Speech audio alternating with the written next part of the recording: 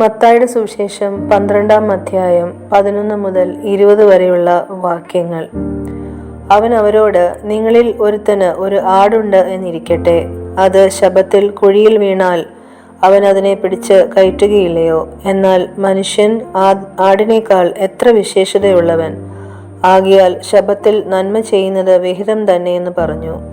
പിന്നെ ആ മനുഷ്യനോട് കൈ നീട്ടുക എന്ന് പറഞ്ഞു. അവൻ നീട്ടി, അത് മറ്റേതുപോലെ സൗഖ്യമായി. പരീശന്മാര് പുറപ്പെട്ട് അവനെ നശിപ്പിപ്പാൻ വേണ്ടി അവന് വിരോധമായി തമ്മിൽ ആലോചിച്ചു. യേശു അത് അറിഞ്ഞിട്ട് അവിടം വിട്ടുപോയി. വളരെയേറെ പേർ അവന്റെ പിന്നാലെ ചെന്നു. അവൻ അവരെയൊക്കെയും സൗഖ്യമാക്കി. തന്നെ പ്രസിദ്ധമാക്കരുത് എന്ന് അവരോട് ആജ്ഞാപിച്ചു. ഇതാ, ഞാൻ തിരഞ്ഞെടുത്ത എൻ്റെ ദാസൻ, എൻ്റെ ഉള്ളം പ്രസാദിക്കുന്ന എൻ്റെ പ്രിയൻ. ഞാൻ എൻ്റെ ആത്മാവിനെ അവൻ്റെ മേൽ വയ്ക്കും. അവൻ ജാതികൾക്ക് ന്യായവിധി അറിയിക്കും. അവൻ കലഹിക്കയില്ല, നിലവിളിക്കയില്ല. ആരും തെരുക്കളിൽ അവൻ്റെ ശബ്ദം കേൾക്കുകയുമില്ല. ചതഞ്ഞ ഓട അവൻ ഒടിച്ചു കളയുകയില്ല. പുകയുന്ന തെരി കെടുത്തിക്കളയുകയില്ല. അവൻ ന്യായവിധി ജയത്തോളം നടത്തും.